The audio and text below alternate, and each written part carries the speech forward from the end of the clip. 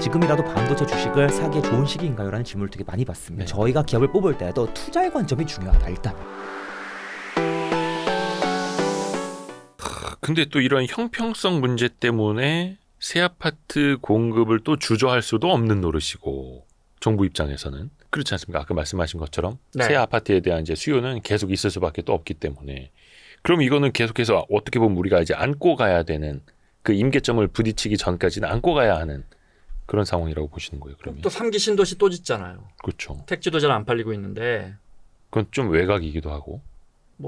네, 어떤 지역은 또 일산보다도 가깝기도 한데 네. 그런데 제 말은 계속해서 아파트를 공급하는 게 집값 안정에는 도움이 될 텐데 지나치지 않나. 제가 첫 번째 드린 질문이 그거예요. 어느 선진국이 이렇게 해요. 그러니까요. 어디서부터 단추가 빗나갔는지 알기는 어렵지만 기본적으로 이 아파트 문화에 우리가 주택에 대해서 굉장히 집착하는 데는, 한국 사람 유독 아파트에 집착하는 데는 아파트 문화가 숨어 있어요. 아파트 문화요. 우리는 어떻게 사느냐가 중요한 게 아니고 어디에 사느냐가 중요하잖아요. 어디에 사느냐. 정작 너 어디 살아라고 친하지 않은 사람한테 물어보지도 못할 만큼 민감한 문제예요. 그러니까 지역일 수도 있고, 그게 또 서울 내에서도 어느 지역이냐, 네. 서울이냐 경기냐, 또 주거의 형태가 어떻게 되느냐에 따라서 집이 계급이에요. 불편한 이야기예요. 불편한 이야기. 원베일리라는 데서 왜 예.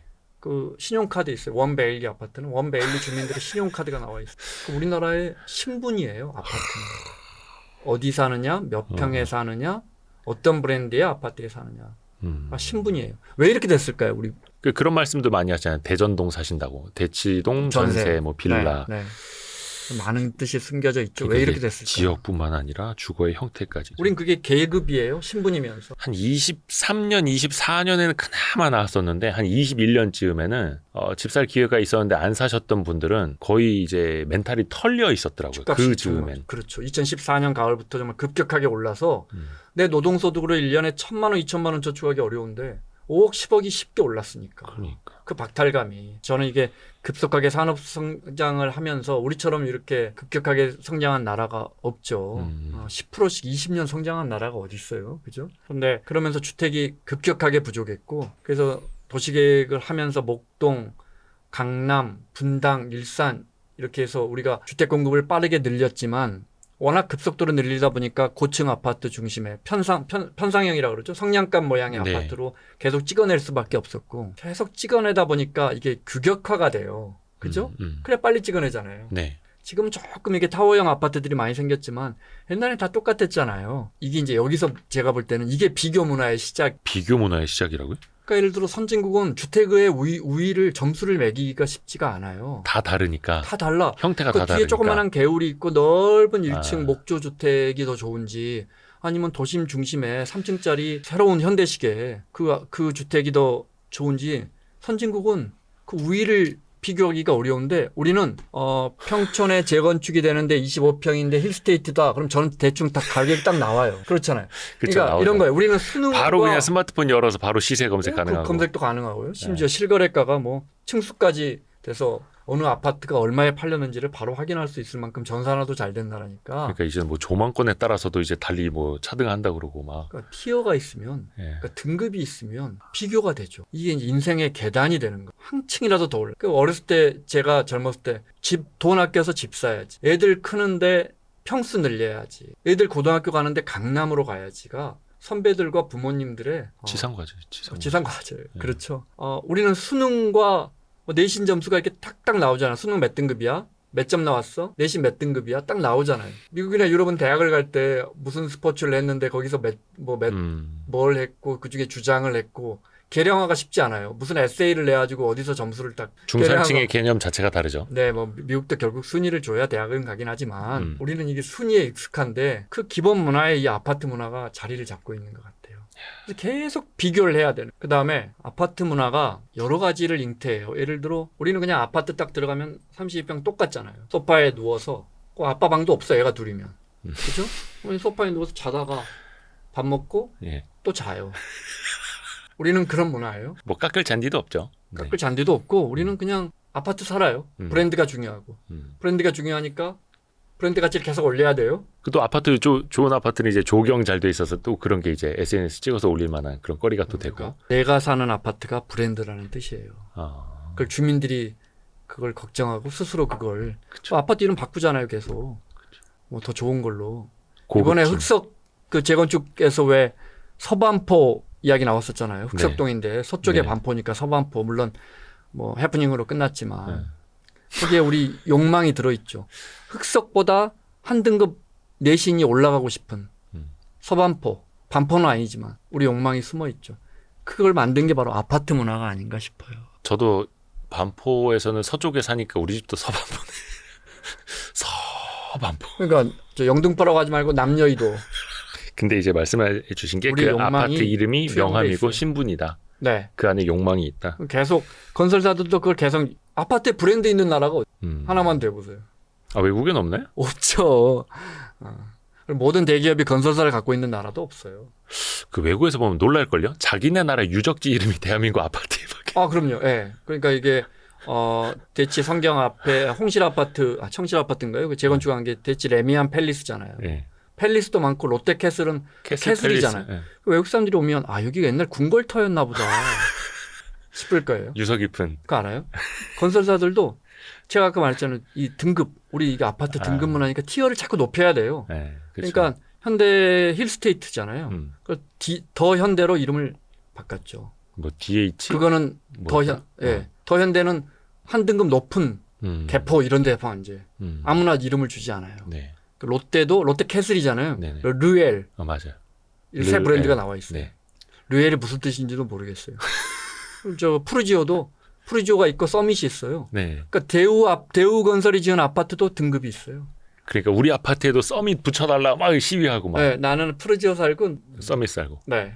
우리는 등급 문화가 강하죠. 계급 발전할 수 사회인 있죠. 다른 나라보다 신분제 네. 있는 나라보다 우리나라가 더 심하다고 막 이런 자조 섞인 이야기도 나오는 거죠. 그렇게 해서 아파트로 신분을 규정하다 보니까 정작 너는 어디 무슨 아파트에 사니라고 물어보지 못하는 불편한 아주- 질문이 되는. 네, 아주 특이한 그러니까 나라가 이게 됐죠. 그래요. 많은 분들이 이제 그 학교를 또 이제 우리는 물어보는 게 또 언제부턴가 이제 그거 신뢰되는 그걸 불편하죠. 불편한 네. 질문이 된 학교도 것처럼. 등급이 돼 있어서 그러니까 우리 청년들은 우리 때는 그렇게까지는 안 했는데 지금은 아주 그냥 뭐 등급을- 약자도 있더만요. 네, 뭐 네, 이렇게. 등급을 매겨놨더구만요. 근데 아파트도 이제는 어디 사는지 물어보는 게 또 이제 불편한 질문일 수 있는. 네. 원베일리 사람들끼리 선봤다, 맞선봤다. 그건 이제 아파트 문화뿐만 아니고 어르신들이 거의 신분제 너무- 사회에서. 그때 뭐 사실 그렇게 따지면 뭐 유럽이나 미국은 뭐 그들만의 하이클래스 사람들끼리 다 있죠. 방콕은 하이소라 그래요. 그 사람들을. 하이 소사이어티의 준말인 것 같은데 하이 소사이어티. 굉장히 잘 쓰는 상류층을 하이소라 그러는데 어느 있죠. 나라나 다 사교 그게 클럽. 있죠. 근데 부모님들이 청년들이 좋은 직장 갖고 좋은 집 사는데 하도 결혼을 안 하니까 이제 그 원베일리 안에서 맞선 봤다는 거 아니에요? 근데 그 댓글 보면 자가 티어가 따로 있고 전세 티어는 따로 선을 보는지 뭐 이런 거. 이사 가면 바로 이혼하나요? 이런 우스개 댓글들이 자가 달려 티어, 있고. 예, 전세 티어. 그래서 몇 동 몇 호면 바로 확인해가지고 좀 근저당 얼마나 설정돼 있는지 그 등기부등본 떼보면 아니까. 누구나 떼볼 수 있으니 몇 동 몇 호인지 알면 그런 댓글들이 써져 있는 것 자체가 우리가 얼마나 아파트를 신분으로 계급으로 생각하는지 알 수가 있는 거죠. 그러니까 이게 뭐 어느 학교 초등학교에서 뭐 임대주택 사는 친구들 따돌림했다 이런 게 이제 사회면 기사로도 나오기도 하는데. 네, 지금은 담벼락에 이렇게 해서 그 놀이터 안에 접근을 어려워. 옆에 동네 임대 아니더라도 저희 애들 어렸을 때도 옆에 제가 마포 살 때 푸르지오 아파트가 새로 들어섰는데 그럼 새로 들어섰으니까 놀이터가 좋죠. 못 들어가게 하더라고요. 그래서 출입카드가 이제 결제 기능까지 있는. 카페에서 그래서 이 기자가 와서 아니야 커피라도 내가 살게 아니면 아니야 이건 우리 아파트 주민 아니면 결제가 되지 않아. 거의 뭐 사내 카페 할인되듯이. 그렇게 하죠. 그 왜 그렇겠어요? 뭐가 그냥 카드로 하면 되지 왜 그걸 굳이 관리비에 그렇게 해서 그 커뮤니티의 결속력을 다지고 나는 여기 살아 이런 신분을 강화하는 역할을 하죠. 정작 그렇게 하면서 앞집은 누가 사는지 몰라. 이게 내가 커뮤니티라고 말했지만 클럽도 아니고 커뮤니티도 아니고 굉장히 단절되어 있는 고도의 잘 발달된 감옥인데 굉장히 편리하고 잘 갖춰진 서로 모르니까. 어쩌다 그렇게 됐을까? 우리나라가 이제 신분사회는 아닌데 은근히 줄 세우는 거, 계층 나누는 걸 또 좋아하게 되고 거기에서 만족을 느껴서 그런가요? 급격하게 아파트를 짓다가 우리가 여기 익숙해져 버렸고 그래서 제가 지금 뭐 비판적인 시각으로 말하지만 단시간 내 아파트처럼 살기 편한 게 어디 있어요? 저도 아파트 살잖아요. 아파트 편해요. 그렇죠, 아파트가 편한데 너무 지나치게 그 쏠림이 가속화되고 있고 전 세계 우리만큼 사는 나라 중에 이렇게 일획 도시 오직 서울로만 이런 데가 어디 있어요? 조용필 씨 노래인가요? 서울. 그 리메이크하면 대박 날 것 같은데 다 그렇지 않습니까? 지금 다 서울. GTX 같은 것도 결국은 지을 수밖에 없어요. 왜냐하면 그 주위에 배드타운들을 그렇게 지어놓고 정부가 뭐가 먼저 잘못됐는지 모르겠어요. 그리고 GTX 안 넣을 수가 없는 거죠. 그럼 이제 어떻게 해요? 그러니까 우리나라도 도심 기능이 물론 이제 서울 내에도 아파트가 있습니다만 추가로 공급하기가 한계가 있을 수밖에 없고 그래서 배드타운을 서울의 주변으로 지어놓고 거기에서 출퇴근이 가능하도록 만들어 놓은 게 지금 이제 지하철 노선이고 네. 거기 더 빠르게 이제 GTX로 하겠다라는 건데 이게 우리나라만 거의 이런 걸까? 이런 형태가? 아니 근데 이 기자한테 물어볼게. 예. 전 세계 어느 나라에 우리는 정말 세계 유수의 기업들이 많죠. 우리가 네. 만든 자랑스러운 기업들. 모든 본사가 서울에 있는 나라가 어디 있어요? 그러니까 예를 들어서 서울 같은 곳이 우리나라에 두세 개만 더 있어도 이 정도는 아닐 텐데 네. 그게 또 아파트라는 하나의 또 문화로 나타나는 거고. 근데 그 앞에서도 우리나라는 정말로 그냥 어느 지역, 어느 주거 형태 사는지만 알면 네. 바로 이제 시세까지도 우리가 알 수 있다 이런 이야기를 했는데 예전에 안톤 숄츠 기자라고 그분도 기자네요. 독일에서 네. 기자 하시다가 또 한국 와서 일하고 계시는데 그분이 한국인의 이상한 행복 책 쓰셔서 저희 나오신 적인데 그 얘기를 했어요. 진짜 독일은 어느 집에 사는지 그 집값이 얼마인지를 아무도 모른다는 천차만별이니까 다 다르니까 아예 시세를 알려고도 안 하고 20년 30년 내가 그걸 사는데 어차피 팔 것도 아니고 이 집값을 알아서 뭐 하냐 이런 건데 우리는 너무 다르죠. 아니 이게 집값이 많이 오르니까 일본만 해도 안 오르잖아요. 일본 도심지에서 직주 근접한 아파트들의 가격이 우리 돈으로 10억에서 15억 정도 해요. 우리보다 규모는 조금 더 작은데, 근데 그러니까 우리 아파트가 이제 상대적으로 일본에 비하면 좀 비싼 편인데 그 사람들은 그렇게 집값에 관심이 없죠. 근데 예를 들어 우리가 이대호 기자가 주가가 많이 올랐어요. 갖고 있는 주식들이. 근데 궁금하잖아요. 뭐 샀어? 그렇죠. 시세 변동이 뭐 있으니까. 갖고 있어? 네. 몇 프로 나왔어? 이렇게 되잖아요. 계속 갖고 있을 거야. 우리는 아파트가 투자재잖아요. 소비재면서 그 콘크리트 덩어리가 궁금하죠. 우리는 그 사람의 상징이라니까요. 아파트가. 이 콘크리트 소비재. 덩어리가 앞서 말했지만 그 부동산 공화국 쓴 발레리 줄레조라는 네. 사실 프랑스의 지리학자인데 우리나라에 처음 와가지고 인천공항에 내려서 이렇게 쭉 강변을 가다가 반포하고 압구정에 있는 오래된 아파트들 네. 그때는 아마 이제 반포가 재건축되기 전이었을 것 같아요. 보면서 저 철골 구조물들은 북한이 혹시 넘어오면 탱크를 막기 위해서 쓰러뜨리기 위해 있는 건가요? 라고 물었다는 거 아니에요? 그래서 아니에요. 저 엄청 비싼 아파트들이에요. 저게 새 아파트 이해가 안 더 되는 비싸요, 거죠. 막 이렇게. 엄청 유럽은 그런 고층 공동주택에는 되게 이민자나 이런 사람들이 사는데 우리가 그런데 모여 산다는 게 완전 반대네요. 네, 진짜 특이하죠. 네. 반포의 AID 아파트 1단지 옆에 조그마한 AID 원조해줘서 60년대 미국이 우리에게 원조해줘서 그 돈으로 지은 아파트예요. 네, 60년대 70년대 초반에 사람들이 우리가 예를 들어 우리가 카메론에 원조해줘서 지은 주택들이 있을 거라고요. 네. 예를 들어 개발 원조로 우리가 갔더니 그 원조 주택의 사람들이 뭐 어려운 형편의 사람들이 잘 살고 있어야 되는데 가서 물어보니까 이거 40억이에요. 이거 얼마 웃기겠어요? 지금 그렇잖아요. 미국 사람들이 와서 40년 만에 보니까 쓰러져가는 이제 재건축 앞두고 있는 AID 아파트가 40억이야. 40억. 아주 특이하죠. 우리만의 주택 문화. 땅값이잖아요. 땅값. 어떻게 보면. 뭐 우리가 그만큼 급속한 발전을 했으니까 절대 나쁜 것만은 아니에요. 근데 우리는 이제 말씀하신 것처럼 소비재이자 투자재로 인식을 하고 네, 있고. 집으로 돈 벌어야 되죠.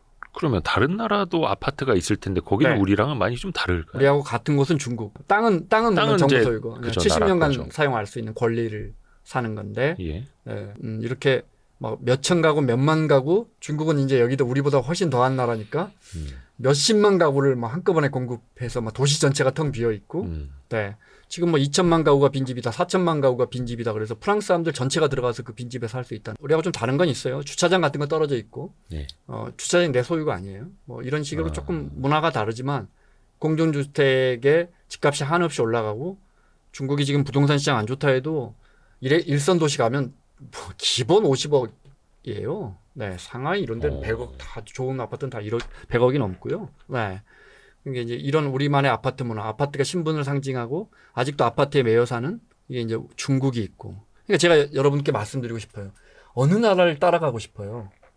아니면 어떤 문화에서 벗어나야 할까요? 네, 일본만 해도 이제 우리하고는 일본은 지진이라는 지정학적 특색이 있지만, 지리적 특색이 있지만, 일본은 100가구 이상 아파트 거의 없어요. 보통 한 동, 두 동짜리 이런 거예요. 우리만 이렇게 때로 지어서 이렇게 울타리 치고 모여서 살고 집값 올라라 제사 지내는 이런 독특한. 그렇게 따지면 이제 맨하탄이라든지 시드니라든지 그런 데도 엄청나게 고층 아파트 타운이 있고 네. 그런 데는 이제 진짜 부자들이 살죠. 100층짜리 이런데 부자들이 살고. 그런데 그건 제한적이죠. 우리도 그래서 제가 말씀드린 용산 여의도 이런 데 저는 100층짜리 아파트 들어서도 된다고. 실제 해운대의 LCT는 101층이에요. 네. 우리나라 제일 높은 아파트인데 저는 가능하다고 봐요. 나쁜 거 아니라고 봐요. 그런데 그게 어디까지 할 것이냐. 예를 들어 방콕에 제가 3년 살았는데 방콕은 그냥 여기 불쑥 저기 불쑥 짓거든요. 도시 기부 체납도 안 해요. 그러니까 50층짜리 30층짜리 빌딩이 90층으로 바뀌는데 멋지게 짓는데 그 앞 도로는 그대로 있어요. 그 앞에서 차가 한 30분씩 안 나가요. 우리가 이런 걸 본받아야 할까. 유럽 국가들은 왜 그렇게 집값이 올라가는데 도심지 집값이 올라가는데 왜 그렇게 대규모 주택 공급을 안 할까. 주택 공급이라는 게 꼭 새 집을 지어야 하느냐. 지금 집을 갖고 있는 사람이 이제 나 대치동에서 그만 살게. 우리 아이가 대학 들어가서 학원 보낼 이유도 없고 여기 한강하고 멀어서 차도 막히고 저 이거 그냥 40억에 팔고 나갈게요. 그럼 이게 주택 공급이 되는 거예요. 네. 근데 우리는 이게 잘 안 돼요. 보유세가 낮아서. 아. 버틸만 한데 나 뭐 연금 나오는 것도 있고 예금 이자 나오는 것도 있는데 얼마 전까지 2년 전까지는 이제 보유세율이 급격하게 올랐죠. 그것도 좋은 건 아닌데 오르면서 견디기 힘들 만큼 급격하게 올리면서 아이고 팔고 떠나야겠다 이런 분들이 좀 있었는데 또 이제 이번 정부 들어 종부세가 급격하게 보유세가 내려가면서 지금 한 30억에서 35억 갖고 계신 분들은 한 600만 원에서 800만 원 재산세 1가구 1주택이라면 물론 경우마다 다 다르지만 보통 한 6, 700만 원밖에 안 내요. 그러니까 버틸만 하거든요. 집값은 계속 오르고. 근데 선진국은 보유세가 비싸니까 버티질 못해요. 나가야 돼요. 대신에 자기 소득이 정점일 때 그 코어 지역에 살죠. 그리고 나가요. 그러면서 공급이 일어나요. 그러면서 세대가 바뀌어요. 우리 지금 대치동이나 청담동 가보세요. 전부 연세 드신 분들이 20년, 30년씩 점유하고 계세요. 유동화도 잘 안 돼요. 여러 가지 이유가 있어요. 문화적으로. 일단 집값은 계속 오른다는 경험치기 익숙하신 분들이고요. 또 여러 채씩 갖고 계셔서 굳이 그거 팔 이유도 없고요. 말씀드린 것처럼 보유세가 견딜만 해서 굳이 뭐 이걸 그래서 어떻게 하느냐. 팔지 않고 증여하죠. 그렇죠. 네. 이걸 하나의 이제 자산으로 생각하다 보니까. 네. 그다음에 자식들 결혼하는데 강남에 집 한 채는 있어야지 이런 문화적 현상도 있고. 왜냐하면 집이 계급이니까. 자식들 결혼하는데 내 계급장이 있어야 되거든요. 그게 집이에요. 그러니까 더 팔지 못하고. 그래서 공급이 원활하지가 않아요. 그러니까 30, 40대 내가 의사를 한들 아주 뭐 변호사를 하든 젊은 그 고소득층이 진입하기가 쉽지 않아요. 최소 2, 30억을 내야 되니까. 좋은 주택 지역으로. 꽉 막혀 있죠. 그래서 그 보유세 잠깐 이야기해 주셨는데 네. 그래서 많이 높였던 게 이제 종부세였던 거고. 근데 이번에는 여야 공히 1주택자에 대한 종부세는 좀 많이 완화해 줘야 된다. 또 이렇게 또 컨센서스가 가고 있잖아요. 우리가 이제 뭐 700조 재정하는 나라에서 종부세로 7조까지 거치다가 지금 이제 많이 깎아줘서 4조 거치니까 네. 저는 뭐 굳이 종부세 말도 많은데 그냥 없애고 재산세로 얹으면 어떨까 싶어요. 세목만 달라지더라도 어찌됐든 간에 우리는 이제 그러면은 보유세 부담이 높지도 않은 거고. 네, 근데 이제 종부세는 국세고 지방에 교부하지만 아주 복잡해요. 제가 말은 쉽게 했지만. 예. 그래서 예를 들어 여당도 세수가 부족하니까 종부세 폐지하자는 말 쉽게 못해요 지금. 그다음에 예를 들어 그 지역에서 제일 세금 많이 걷는 게 뭐겠어요? 제가 지방세라 그랬잖아요. 그 지방세 중에 제일 큰 게 재산세예요. 네. 취등록세하고. 근데 그것보다 지역 교부금으로 주는 종부세가 더 많은 자치단체가 있어요. 울릉도 같은 데는 종부세에서 나오는 서울에서 걷어갖고 주는 정부에서 걷어서 주는 그 교부세가 더 커요. 그래요? 네, 울릉도금 같은 경우에. 그러니까 싫어해요. 종부세 계속 걷자고요 이래요. 여당에서 함부로 종부세 못 건드려요. 구체적으로 들어가면. 근데 또 이게 또 그냥 내가 나고 자란 곳이 강남이고 나고 자란 곳이 서울이고 여기에서 한 30년째 살아서 집값이 높아진 건데 왜 뭐 보유세 부담을 또 이야기를 하느냐 이러면 또 이제 불편해하시는 분들도 그런 계시고요. 분들도 계시죠. 예. 네. 그런데 이제 집이라는 건 땅이라는 건 인류가 시장 경제가 생긴 이후에 수천 년 동안 땅을 먼저 점유한 그 지대라 그러잖아요. 네. 렌트. 네. 지대를 소유한 사람이 훨씬 유리했잖아요. 그래서 항상 수천 년 동안 인간에게 고민이에요. 얼마나 세금을 물릴 것이냐. 땅을 소유하면 유리하니까. 심지어 유대인들은 희년이라는 개념까지 갖고 있어요. 희년. 이게 계속해서 땅을 굴리면 땅이 이렇게 척박해지니까 조금 쉬어라. 50년 만에 7, 6, 7, 7에 49. 7년씩 7번인가, 7년에 7번인가요? 그래서 49년째 해서 50년에 희년. 땅의 소유지를 전부 백지화하는 거예요. 세상에 그 수천 년 전에. 왜냐? 땅을 갖고 있는 사람이 너무 유리하거든. 그러니까 50년 만에 한 번씩 디폴트 처리를 하는 거예요? 네, 판갈이 한 번 하자. 그런 거예요. 토지에 대한 규제는 어마어마하게 많아요. 근데 왜 내가 집이 갖고 있다는 이유만으로 세금을 물리느냐? 프랑스는 있잖아요. 월세를 내지 않아도 세입자를 트레브 이베흐날이라고 그래요. 겨울의 휴전이라는 뜻이에요. 트레브 이베흐날. 겨울에 세입자 못 쫓아요. 11, 12, 1, 2 넉 달 동안. 세입자를 못 쫓아내요. 내 돈, 내 산, 내 집인데 세입자가 월세도 안 내. 근데 못 쫓아내. 땅이라는 특수성 때문에. 땅이라는 특수성. 그래서 이제 땅도 어떻게 보면 예전에 좀 급진적인 이야기도 나왔었어요. 이걸 이제 공공재로 인식을 해서 네. 또 뭐 어떻게 뭐 보유세를 더 이제 극단적으로 높여야 된다. 뭐 이런 이야기도 했었고.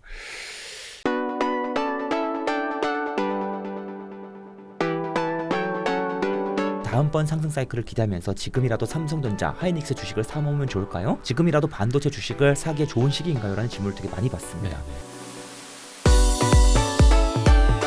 투자자는 투자자다워야 된다. 그러면 저희가 기업을 뽑을 때도 투자의 관점이 중요하다. 일단